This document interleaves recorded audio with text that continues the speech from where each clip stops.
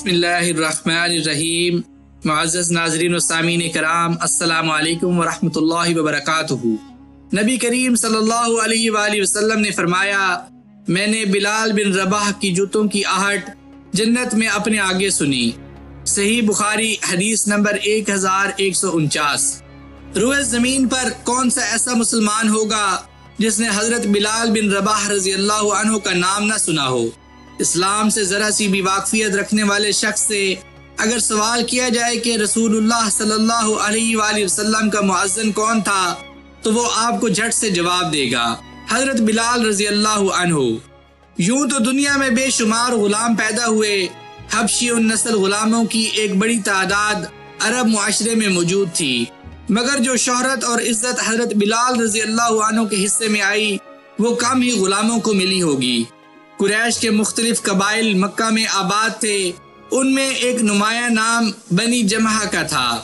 حضرت بلال رضی اللہ عنہ کی والدہ حمامہ اسی خاندان کی لونڈی تھیں۔ ان کی شادی رباح سے ہوئی جو حبشی النسل تھے۔ ان کے ہاں ایک بیٹا پیدا ہوا، اس کا نام بلال رکھا گیا۔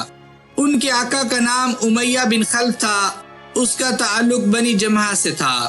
بلال زمانہ جاہلیت میں ایک غلام تھے اور اس دور میں غلاموں کے ساتھ جو سلوک ہوتا تھا اس کی تفصیل محتاج وضاحت نہیں۔ حضرت بلال رضی اللہ عنہ کا قد لمبا، رنگ سیاہ، چہرہ پتلا اور سر پر گھنے بال تھے۔ یہ ان خوش قسمت لوگوں میں سے تھے جنہوں نے سب سے پہلے اسلام قبول کیا۔ سیرت نگاروں نے لکھا ہے کہ بالغوں میں حضرت ابو بکر صدیق رضی اللہ عنہ کے بعد سب سے پہلے اسلام قبول کرنے والے حضرت بلال رضی اللہ عنہ ہی تھے۔ ممکن ہے کہ ان سے پہلے بھی کچھ شخصیات نے اسلام قبول کیا ہو، مگر یہ طے شدہ بات ہے کہ یہ سابقین میں سے تھے۔ بلال اپنے آقا کے اونٹوں کی دیکھ بھال کرتے اور اس کے عوض بہت معمولی معاوضہ صبح شام کے کھانے کی صورت میں وصول کرتے تھے۔ اس دور کے غلاموں کو یہی کچھ ملتا تھا کہ دن بھر کی جد و جہد کے بعد معمولی قسم کا کھانا دے دیا جاتا تھا اور تن ڈھانپنے کے لیے کپڑے، ڈیوٹی کے کوئی اوقات مقرر نہ تھے۔ مالک جب چاہتا اپنے غلام کو آواز دے کر بلا لیتا اور اسے حکم صادر کرتا، انکار کی کوئی گنجائش نہ تھی۔ حضرت بلال رضی اللہ عنہ کے اسلام لانے کی خبر جلد ہی پھیل گئی۔ ان کے آقا امیہ کو پتہ چلا تو سخت ناراض ہوا۔ اس کے لیے یہ کوئی معمولی خبر نہ تھی کہ اس کا حبشی غلام اسلام قبول کر لے اور محمد صلی اللہ علیہ وآلہ وسلم کی اتباع کرنے لگے۔ پھر ان پر ظلم و ستم کی انتہا کر دی گئی۔ امیہ ان کی گردن میں رسی ڈال کر لڑکوں کو دے دیتا تھا اور وہ انہیں مکہ کے پہاڑوں میں گھماتے پھرتے۔ یہ وحشیانہ عمل اس تسلسل سے کیا جاتا تھا کہ ان کی گردن پر رسی کا نشان پڑ جاتا تھا۔ خود امیہ بھی انہیں باندھ کر ڈنڈے مارتا تھا، چلچلاتی دھوپ میں جبرن بٹھائے رکھتا تھا، کھانا پانی بھی نہ دیتا تھا، بھوکا پیاسا رکھتا تھا۔ مکہ کی گرمی تو ویسے ہی بڑی شدید ہوتی ہے اور یہ ظالم حضرت بلال رضی اللہ عنہ کو عین اس وقت جب گرمی اپنے جوبن پر ہوتی اور زمین تپ جاتی، دیکھتے ہوئے فرش پر لٹا دیتا اور سینے پر بھاری پتھر رکھ دیتا تھا۔ پھر وہ کہتا، بلال تم اسی حالت میں تڑپتے رہو گے یہاں تک کہ تم مر جاؤ۔ اگر اس عذاب سے نجات پانا چاہتے ہو تو محمد صلی اللہ علیہ وآلہ وسلم کے ساتھ کفر کرو اور اسلام سے دستبردار ہو جاؤ۔ مگر حضرت بلال رضی اللہ عنہ کی عظیمت کے کیا کہنے، وہ امیہ کی بات کو مسترد کر دیتے تھے اور زور زور سے احد احد کی صدا لگاتے تھے۔ یہ مقدس بول سن کر امیہ اور زیادہ طیش میں آ جاتا تھا۔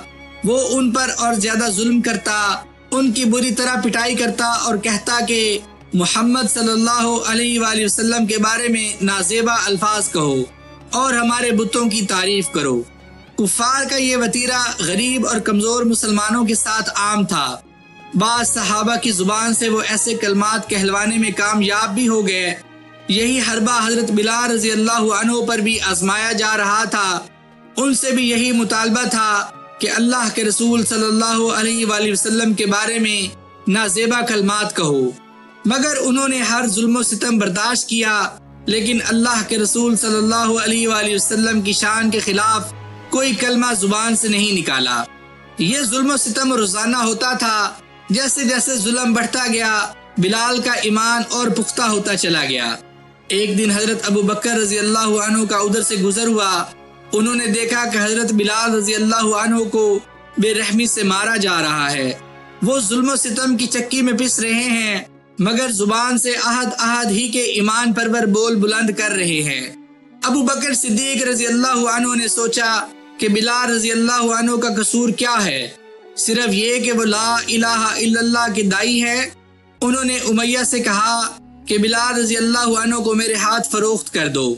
سیرت نگاروں نے لکھا ہے کہ حضرت ابو بکر رضی اللہ عنہ نے حضرت بلال رضی اللہ عنہ کے بدلے میں اپنا غلام دے دیا، اور بعض نے لکھا ہے کہ انہوں نے ایک اوقیہ یعنی 40 درہم کے بدلے میں خرید لیا، اور یہ بھی کہا جاتا ہے کہ 5 اوقیے 200 درہم یعنی 735 گرام چاندی یا 7 اوقیے 280 درہم یعنی 1 کلو سے زیادہ چاندی کے بدلے میں ان کو خریدا۔ امیہ کو بڑا تعجب ہو رہا تھا کہ ابو بکر کو اس کالے کلوٹے حبشی غلام میں ایسی کیا خوبی نظر آتی ہے جو وہ اسے اتنے مہنگے داموں خرید رہے ہیں۔ جب حضرت ابو بکر صدیق رضی اللہ عنہ نے حضرت بلال رضی اللہ عنہ کو خرید لیا تو امیہ نے طنز بھرے لہجے میں کہا، جاؤ ابو بکر، اگر تم ایک اوقیہ میں بھی خریدنا چاہتے تو ہم اسے بیچ ڈالتے۔ معزز سامعین کرام، اب ذرا ابو بکر رضی اللہ عنہ کا جواب ملاحظہ فرمائیے۔ انہوں نے کہا، امیہ، تم ایک اوقیہ کی بات کرتے ہو، اگر تم بلال کی قیمت 100 اوقیہ بھی لگاتے تب بھی میں انہیں خرید لیتا۔ ابو بکر صدیق رضی اللہ عنہ نے بلال رضی اللہ عنہ کو خریدنے کے بعد اللہ کی رضا کے لیے آزاد کر دیا۔ پھر اس آزاد کردہ غلام کو اللہ تعالی نے یہ عزت اور شان دی کہ حضرت فاروق اعظم رضی اللہ عنہ نے فرمایا، ہمارے سردار ابو بکر نے ہمارے سردار بلال کو آزاد کیا ہے۔ حضرت بلال رضی اللہ عنہ مدینہ طیبہ ہجرت کرتے ہیں۔ یہاں حضرت بلال رضی اللہ عنہ کو یہ سعادت ملتی ہے کہ وہ اللہ کے رسول صلی اللہ علیہ وآلہ وسلم کے ذاتی خادم مقرر ہوئے۔ آپ صلی اللہ علیہ وآلہ وسلم کی ازواج مطہرات کے چھوٹے موٹے کام اور امور مہمانداری حضرت بلال رضی اللہ عنہ ہی سر انجام دیا کرتے تھے۔ وہ آپ صلی اللہ علیہ وآلہ وسلم کے عہد بردار اور خازن بھی تھے۔ جب مسجد نبوی کی تعمیر مکمل ہو گئی اور اذان کہنے کا مرحلہ پیش آیا تو حضرت بلال رضی اللہ عنہ ہی کو یہ سعادت میسر آئی کہ وہ مؤذن مقرر ہوئے۔ اس طرح وہ اسلام کے پہلے مؤذن تھے۔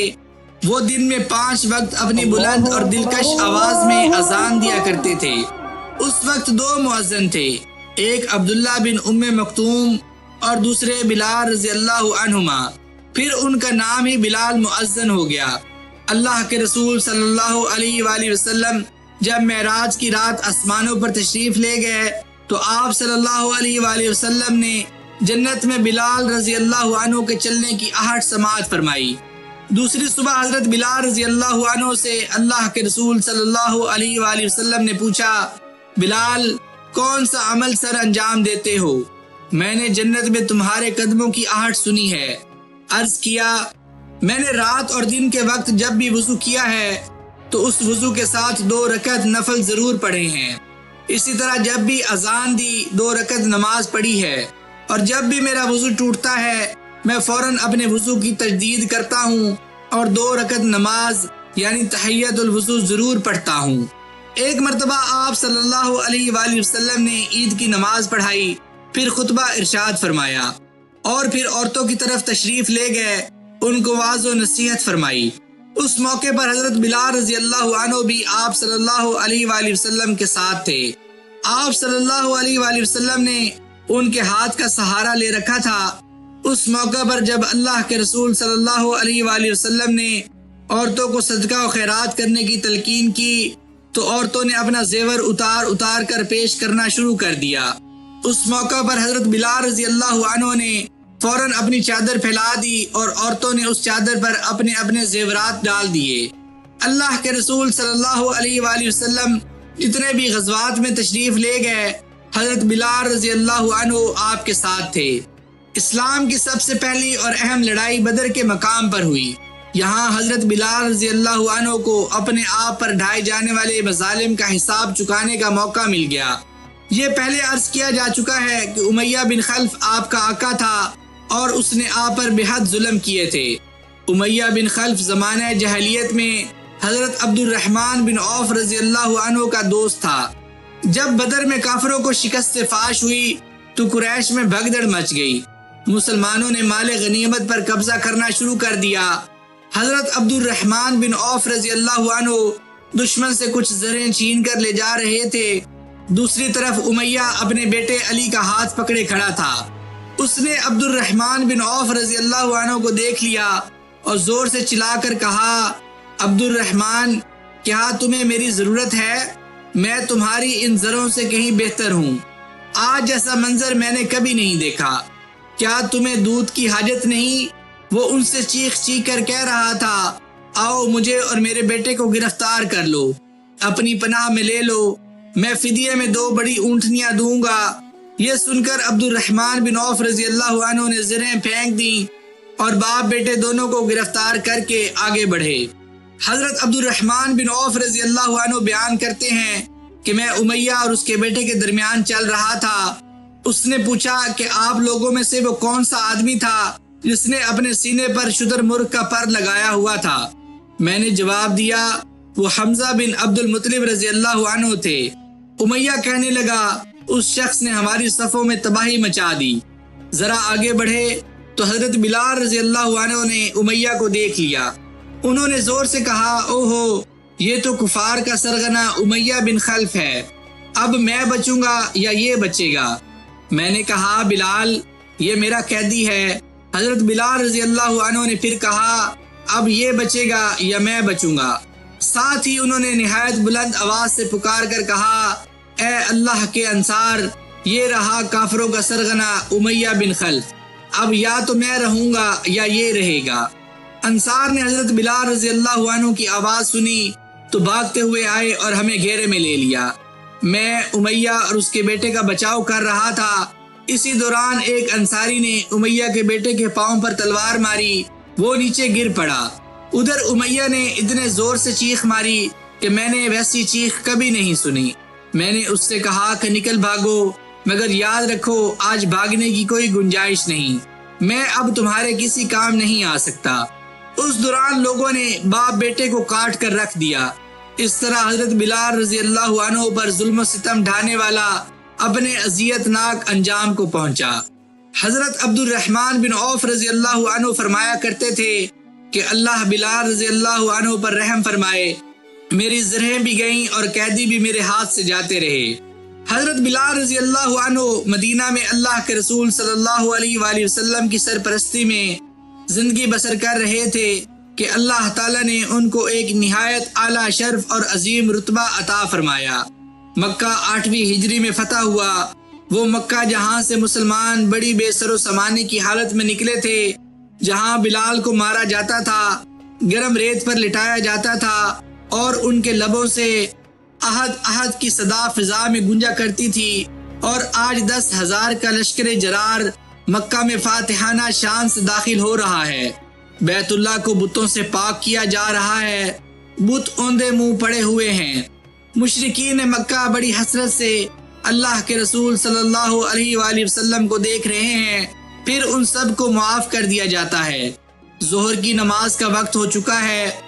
آج پہلی مرتبہ بیت اللہ سے توحید کا اعلان ہونے والا ہے، اور پھر لوگوں نے دیکھا ایک حبشی آزاد کردہ غلام حضرت بلال بن رباح رضی اللہ عنہ کو یہ عظیم الشان اعزاز مل رہا ہے کہ وہ بیت اللہ کی چھت پر کھڑے ہیں اور اپنی بلند مترنم آواز میں کہہ رہے ہیں، اللہ اکبر اللہ اکبر، اشہد ان لا الہ الا اللہ، اشہد ان محمد رسول اللہ۔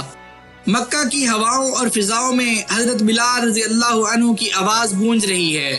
توحید کی صدا، اکیلے رب کی وحدانیت کی للکار، احد احد کی وہ آواز جسے دبانے اور ختم کرنے کی نہ جانے کتنی زبردست صفاقانہ کوشش کی گئی، آج وہی آواز مکہ میں گونج رہی ہے، اور یہ اعزاز اور امتیاز حضرت بلال رضی اللہ عنہ کو حاصل ہو رہا ہے۔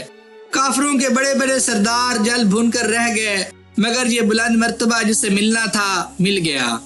سیرت نگاروں نے لکھا ہے کہ اللہ کے رسول صلی اللہ علیہ وآلہ وسلم کے وصال کے بعد انہوں نے اذان کہنی چھوڑ دی۔ کسی نے وجہ پوچھی تو فرمانے لگے کہ اب میں اشہد ان محمد رسول اللہ کہتے وقت کس کے چہرے کی طرف دیکھوں گا۔ اس کے بعد صرف 2 موقعوں پر اذان دی۔ پہلی مرتبہ آپ نے اس وقت اذان کہی جب حضرت عمر فاروق رضی اللہ عنہ کے دور میں سرحدوں پر تشریف لے گئے اور جہاد میں مشغول ہو گئے۔ حضرت عمر فاروق رضی اللہ عنہ جابیہ تشریف لے گئے تو ان کی خواہش پر انہوں نے اذان کہی۔ جب صحابہ کرام نے حضرت بلال رضی اللہ عنہ کی اذان کی آواز سنی تو بے اختیار رونے لگے۔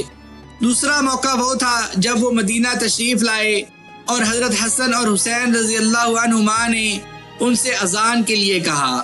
جب انہوں نے اذان دی تو مدینہ میں کوہرام مچ گیا۔ یہ دونوں مواقع بڑے رکت انگیز تھے۔